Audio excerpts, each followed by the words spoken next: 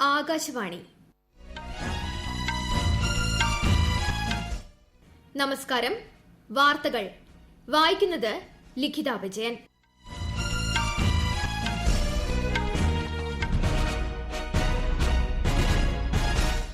പ്രധാന വാർത്തകൾ. പ്രതിപക്ഷ കക്ഷികൾ കർഷകരെ തെറ്റിദ്ധരിപ്പിക്കുന്നതായി പ്രധാനമന്ത്രി നരേന്ദ്രമോദി. പിഎം കിസാൻ സമ്മാൻ നിധിയിലൂടെ 18,000 കോടി രൂപ പ്രധാനമന്ത്രി കർഷകർക്ക് വിതരണം ചെയ്തു. കോവിഡ് വാക്സിൻ വിതരണത്തിനായി പരിശീലനമടക്കമുള്ള നടപടികൾ ഊർജിതപ്പെടുത്തി കേന്ദ്ര സർക്കാർ. കേരളത്തിൽ ഇന്ന് 5,397 പേർക്ക് കോവിഡ് സ്ഥിരീകരിച്ചു. 4,506 പേർക്ക് രോഗമുക്തി. ഉണ്ണിയേശുവിന്റെ തിരുപ്പിറവിയുടെ ഓർമ്മ പുതുക്കി ലോകം ഇന്ന് ക്രിസ്മസ് ആഘോഷിച്ചു. ഓസ്ട്രേലിയയ്ക്കെതിരെ നാളെ ആരംഭിക്കുന്ന രണ്ടാം ക്രിക്കറ്റ് ടെസ്റ്റിനുള്ള ഇന്ത്യൻ ടീമിനെ പ്രഖ്യാപിച്ചു. വാർത്തകൾ വിശദമായി. പ്രതിപക്ഷ കക്ഷികൾ കർഷകരെ തെറ്റിദ്ധരിപ്പിക്കുന്നതായി പ്രധാനമന്ത്രി നരേന്ദ്രമോദി. പ്രധാനമന്ത്രി കിസാൻ സമ്മാൻ നിധിയുടെ അടുത്ത ഗഡുവായ 18,000 കോടി രൂപ രാജ്യത്തെ 9 കോടിയിലധികം കർഷകർക്ക് വിതരണം ചെയ്തുകൊണ്ട് സംസാരിക്കുകയായിരുന്നു അദ്ദേഹം. 1 ലക്ഷം കോടിയിലേറെ രൂപ പദ്ധതിയിലൂടെ ഇതിനകം കർഷകർക്ക് കൈമാറിയതായും പ്രധാനമന്ത്രി പറഞ്ഞു. കൂടുതൽ വിവരങ്ങളുമായി നരേന്ദ്രമോഹൻ. രാജ്യത്തെ കർഷകരുടെ കൃഷിക്കായുള്ള മുതൽമുടക്ക് കുറയ്ക്കുന്നതിനുവേണ്ടി കേന്ദ്ര സർക്കാർ നിരവധി പ്രവർത്തനങ്ങൾ നടത്തിയതായി പ്രധാനമന്ത്രി നരേന്ദ്രമോദി പറഞ്ഞു. Soil health card, യൂറിയയുടെ Neem coating, solar പമ്പുകൾ തുടങ്ങിയവ ഇതിന് ഉദാഹരണങ്ങളാണ്. കർഷകർക്ക് വിള ഇൻഷുറൻസ് ഉറപ്പുവരുത്തുന്നതിന് പിഎം ഫസൽ ഭീമ യോജന നടപ്പിലാക്കി. കാർഷിക വിളകൾക്ക് ന്യായവില ഉറപ്പാക്കാൻ കേന്ദ്ര സർക്കാർ നടപടികൾ സ്വീകരിച്ചതായും പ്രധാനമന്ത്രി പറഞ്ഞു. കാർഷിക നിയമങ്ങൾക്കെതിരെ തെറ്റായ കാര്യങ്ങൾ പ്രചരിപ്പിക്കപ്പെടുന്നതായും ചിലർ ഇതിനെ രാഷ്ട്രീയ ലാഭത്തിനായി ഉപയോഗിക്കുന്നതായും അദ്ദേഹം പറഞ്ഞു. കരാർ കൃഷിയിലൂടെ കർഷകർക്ക് കൃഷിഭൂമി നഷ്ടപ്പെടുമെന്ന തരത്തിൽ ദുഷ്പ്രചാരണങ്ങൾ നടക്കുന്നതായും അദ്ദേഹം അഭിപ്രായപ്പെട്ടു. ഗ്രാമീണ കർഷകരുടെ ജീവിതം സുഗമമാക്കാനുള്ള നടപടികളാണ് കേന്ദ്ര സർക്കാർ സ്വീകരിച്ചു വരുന്നതെന്നും പ്രധാനമന്ത്രി അറിയിച്ചു. 6 സംസ്ഥാനങ്ങളിലെ കർഷകരുമായും പ്രധാനമന്ത്രി ഇന്ന് ആശയവിനിമയം നടത്തി. പ്രധാനമന്ത്രി കിസാൻ സമ്മാൻ പദ്ധതിയുടെ പ്രയോജനങ്ങൾ കർഷകർ പ്രധാനമന്ത്രിയുമായി പങ്കുവച്ചു. കേന്ദ്ര കൃഷിമന്ത്രി നരേന്ദ്രസിംഗ് തോമർ ചടങ്ങിൽ പങ്കെടുത്തു. പിഎം കിസാൻ നിധിയിലൂടെ ലഭ്യമാക്കിയ ധനസഹായം കർഷകർക്ക് ഏറെ സഹായകരമാകുന്നതാണെന്ന് കൃഷിമന്ത്രി പറഞ്ഞു. രാജ്യത്തിന്റെ വിവിധ ഭാഗങ്ങളിൽ ഇന്നു സംഘടിപ്പിച്ച കിസാൻ സമ്മേളനങ്ങളിൽ കേന്ദ്ര ആഭ്യന്തരമന്ത്രി അമിത്ഷാ, രാജ്യരക്ഷാമന്ത്രി രാജ്നാഥ് സിംഗ്, ധനമന്ത്രി നിർമ്മല സീതാരാമൻ തുടങ്ങി വിവിധ കേന്ദ്രമന്ത്രിമാർ പങ്കെടുത്തു. News desk, Akashvani. കർഷകരുടെ യഥാർത്ഥ നന്മ ആഗ്രഹിക്കുന്ന വ്യക്തിയാണ് പ്രധാനമന്ത്രി നരേന്ദ്രമോദിയെന്ന് ന്യൂഡൽഹിയിലെ മെഹ്റൌളിയിൽ കിസാൻ സമ്മേളനത്തെ അഭിസംബോധന ചെയ്തുകൊണ്ട് കേന്ദ്ര ആഭ്യന്തരമന്ത്രി അമിത്ഷാ പറഞ്ഞു. പ്രധാനമന്ത്രി നരേന്ദ്രമോദി അധികാരത്തിൽ വന്ന ശേഷം കൃഷിക്കുള്ള ബജറ്റ് വിഹിതം ഉയർത്തിയതായും അദ്ദേഹം ചൂണ്ടിക്കാട്ടി. കർഷകരുടെ താൽപര്യങ്ങൾ സംരക്ഷിക്കുന്നതല്ലാത്ത ഒന്നും തന്നെ മോദി സർക്കാർ ചെയ്യില്ലെന്ന് രാജ്യരക്ഷാമന്ത്രി രാജ്നാഥ് സിംഗ് പറഞ്ഞു. ന്യൂഡൽഹിയിലെ ദ്വാരകയിൽ കർഷക സമ്മേളനത്തെ അഭിസംബോധന ചെയ്യുകയായിരുന്നു അദ്ദേഹം. കേന്ദ്ര ആരോഗ്യമന്ത്രി ഹർഷവർദ്ധൻ ന്യൂഡൽഹിയിലെ കമലാനഗറിലും ധനമന്ത്രി നിർമ്മല സീതാരാമൻ രഞ്ജിത്ത് നഗറിലും നഗരകാര്യമന്ത്രി ഹർദീപ് സിംഗ് പുരി ജനക്പുരിയിലും കർഷക സമ്മേളനങ്ങളെ അഭിസംബോധന ചെയ്തു. ജമ്മുകശ്മീർ നിവാസികൾക്ക് ആരോഗ്യ ഇൻഷുറൻസ് പരിരക്ഷ ഉറപ്പാക്കുന്നതിനായി ആയുഷ്മാൻ ഭാരത് പദ്ധതിയുടെ ഭാഗമായുള്ള പ്രധാനമന്ത്രി ജൻ ആരോഗ്യ യോജന സെഹത് പദ്ധതിക്ക് പ്രധാനമന്ത്രി നരേന്ദ്രമോദി നാളെ തുടക്കം കുറിക്കും. വീഡിയോ കോൺഫറൻസിംഗ് വഴിയാകും പരിപാടി. സാർവത്രിക ആരോഗ്യ പരിരക്ഷ ഉറപ്പാക്കുക, ഗുണനിലവാരമുള്ളതും താങ്ങാനാവുന്നതുമായ ആരോഗ്യ പരിരക്ഷ ഉറപ്പാക്കുക എന്നിവയാണ് പദ്ധതിയുടെ ലക്ഷ്യം. രാജ്യത്തുടനീളം കോവിഡ് വാക്സിൻ വിതരണത്തിനുള്ള നടപടികൾ ഊർജിതപ്പെടുത്തി കേന്ദ്ര സർക്കാർ. വിവിധ സംസ്ഥാനങ്ങളിൽ വാക്സിനേഷൻ പരിശീലകർക്കുള്ള പ്രത്യേക പരിശീലന പരിപാടികൾ നടന്നു. ജില്ലകളിൽ നിന്നുള്ള 7,000-ഓളം ട്രെയിനികൾക്കും പരിശീലനം നൽകി.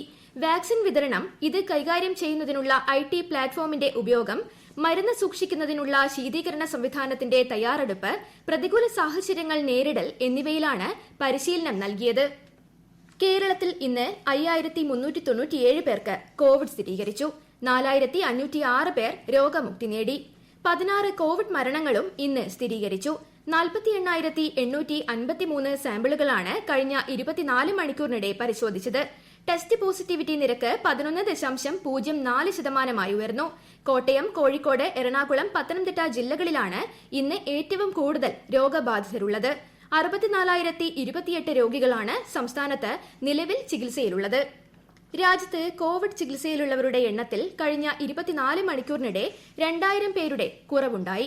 2,81,000 പേരാണ് നിലവിൽ ചികിത്സയിലുള്ളത്.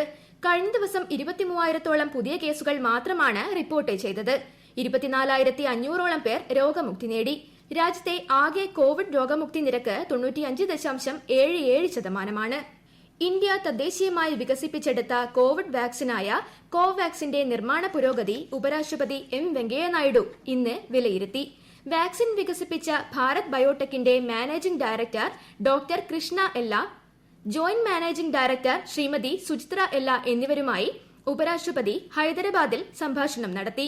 വാക്സിൻ ഇന്ത്യയിലും ലോകമൊട്ടാകെയും ലഭ്യമാക്കുന്നത് ഉൾപ്പെടെയുള്ള കാര്യങ്ങൾ ഇന്ന് ചർച്ച ചെയ്തു.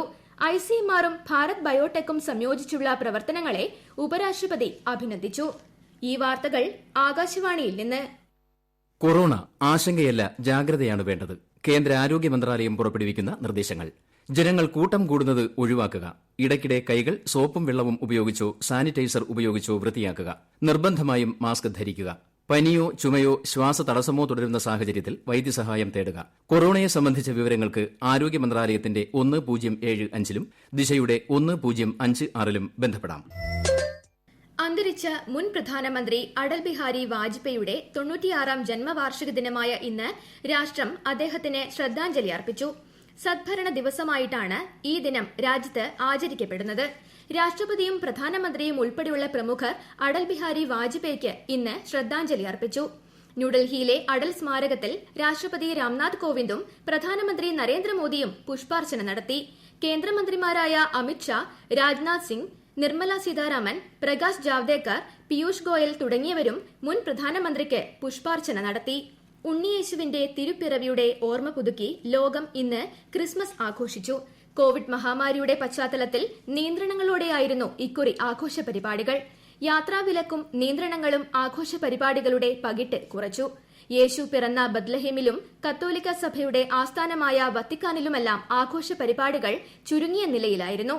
കേരളത്തിലും ആഘോഷ പരിപാടികൾക്ക് ഇക്കുറി പതിവ് പൊലിമ ഉണ്ടായില്ല. സാമൂഹിക അകലം ഉൾപ്പെടെയുള്ള കോവിഡ് മാനദണ്ഡങ്ങൾ പാലിച്ചാണ് പള്ളികളിലെ കുർബാനയടക്കമുള്ള ചടങ്ങുകൾ നടന്നത്. രാഷ്ട്രപതിയും പ്രധാനമന്ത്രിയും അടക്കമുള്ള പ്രമുഖർ എല്ലാ ജനങ്ങൾക്കും ക്രിസ്മസ് ആശംസകൾ നേർന്നു. ചലച്ചിത്ര നടൻ അനിൽ നെടുമങ്ങാട് തൊടുപുഴ മലങ്കര ഡാമിൽ മുങ്ങിമരിച്ചു. 48 വയസ്സായിരുന്നു. കമ്മട്ടിപ്പാടം, അയ്യപ്പനും കോശിയും, കിസ്മത്ത് തുടങ്ങി നിരവധി ചിത്രങ്ങളിൽ അഭിനയിച്ചിട്ടുള്ള അദ്ദേഹം നാടകരംഗത്തും സജീവമായിരുന്നു. ടെലിവിഷൻ അവതാരകനായും പ്രവർത്തിച്ചിട്ടുണ്ട്. ഷൂട്ടിംഗിനു വേണ്ടിയാണ് അനിൽ തൊടുപുഴയിലെത്തിയത്. ഇത്തവണത്തെ ഖാരിഫ് സീസണിൽ 84,178 കോടി രൂപയിലധികം താങ്ങുവിലയ്ക്ക് നെല്ല് സംഭരിച്ചതായി കേന്ദ്ര സർക്കാർ. 54,78,000-ഓളം കർഷകർക്ക് ഇതിന്റെ പ്രയോജനം ലഭിച്ചു. 445 ലക്ഷം ടൺ നെല്ലാണ് പഞ്ചാബ്, ഹരിയാന തുടങ്ങി കേരളം അടക്കമുള്ള 16 സംസ്ഥാനങ്ങളിൽ നിന്നായി സംഭരിച്ചത്. ഈ സമ്പാദ മൊബൈൽ ആപ്ലിക്കേഷനും പുതുക്കിയ വെബ് പോർട്ടലും കേന്ദ്രമന്ത്രി ഹർദീപ് സിംഗ് പുരി ഇന്ന് പ്രകാശനം ചെയ്തു. സർക്കാരിന്റെ ഉടമസ്ഥതയിലുള്ള 1 ലക്ഷത്തിലേറെ താമസ സംവിധാനങ്ങളുടെയും ഓഫീസ് സൌകര്യങ്ങളുടെയും അലോട്ട്മെന്റ് ഇവയിലൂടെ നിർവഹിക്കാൻ സാധിക്കും.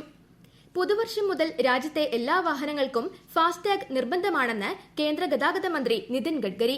2021 ജനുവരി 1 മുതൽ ഇത് പ്രാബല്യത്തിൽ വരുമെന്ന് അദ്ദേഹം അറിയിച്ചു. ഓസ്ട്രേലിയക്കെതിരായ 2ാം ക്രിക്കറ്റ് ടെസ്റ്റിനുള്ള ഇന്ത്യൻ ടീമിനെ ഇന്ന് പ്രഖ്യാപിച്ചു. മെൽബൺ ക്രിക്കറ്റ് ഗ്രൌണ്ടിൽ നാളെ മുതൽ ആരംഭിക്കുന്ന ടെസ്റ്റിൽ വിരാട് കോഹ്ലിക്ക് പകരം ഇന്ത്യൻ ടീമിനെ നയിക്കുന്നത് അജിങ്ക്യ രഹാനെയായിരിക്കും. പുതുമുഖങ്ങളായ ശുഭൻ ഗില്ലും മുഹമ്മദ് സിറാജും ടീമിൽ ഇടം നേടിയിട്ടുണ്ട്. ഓൾറൌണ്ടർ രവീന്ദ്ര ജഡേജയും ഋഷഭ് പന്തും ടെസ്റ്റ് ടീമിലേക്ക് തിരിച്ചു വന്നിട്ടുണ്ട്. 4 മത്സരങ്ങളുള്ള ടെസ്റ്റ് പരമ്പരയിലെ ആദ്യ മത്സരത്തിൽ ഇന്ത്യ പരാജയപ്പെട്ടിരുന്നു. പ്രധാന വാർത്തകൾ ഒരിക്കൽ കൂടി. പ്രതിപക്ഷ കക്ഷികൾ കർഷകരെ തെറ്റിദ്ധരിപ്പിക്കുന്നതായി പ്രധാനമന്ത്രി നരേന്ദ്രമോദി. PM കിസാൻ സമ്മാൻ നിധിയിലൂടെ 18,000 കോടി രൂപ പ്രധാനമന്ത്രി കർഷകർക്ക് വിതരണം ചെയ്തു. കോവിഡ് വാക്സിൻ വിതരണത്തിനായി പരിശീലനമടക്കമുള്ള നടപടികൾ ഊർജിതപ്പെടുത്തി കേന്ദ്ര സർക്കാർ. കേരളത്തിൽ ഇന്ന് 5,397 പേർക്ക് കോവിഡ് സ്ഥിരീകരിച്ചു. 4,506 പേർക്ക് രോഗമുക്തി. ഉണ്ണിയേശുവിന്റെ തിരുപ്പിറവിയുടെ ഓർമ്മ പുതുക്കി ലോകം ഇന്ന് ക്രിസ്മസ് ആഘോഷിച്ചു. ഓസ്ട്രേലിയക്കെതിരെ നാളെ ആരംഭിക്കുന്ന 2ാം ക്രിക്കറ്റ് ടെസ്റ്റിനുള്ള ഇന്ത്യൻ ടീമിനെ പ്രഖ്യാപിച്ചു. വാർത്തകൾ കഴിഞ്ഞു. ആകാശവാണി വാർത്തകളും വാർത്താധിഷ്ഠിത പരിപാടികളും all India radio news Thiruvananthapuram എന്ന യൂട്യൂബ് ചാനലിൽ ലഭ്യമാണ്. കൂടുതൽ വാർത്തകൾക്കായി @All India Radio News Thiruvananthapuram എന്ന ഫേസ്ബുക്ക് പേജും @ARnews_TVM എന്ന ട്വിറ്റർ ഹാൻഡിലും സന്ദർശിക്കാം. അടുത്ത വാർത്താ പ്രക്ഷേപണം രാത്രി 9-ന്.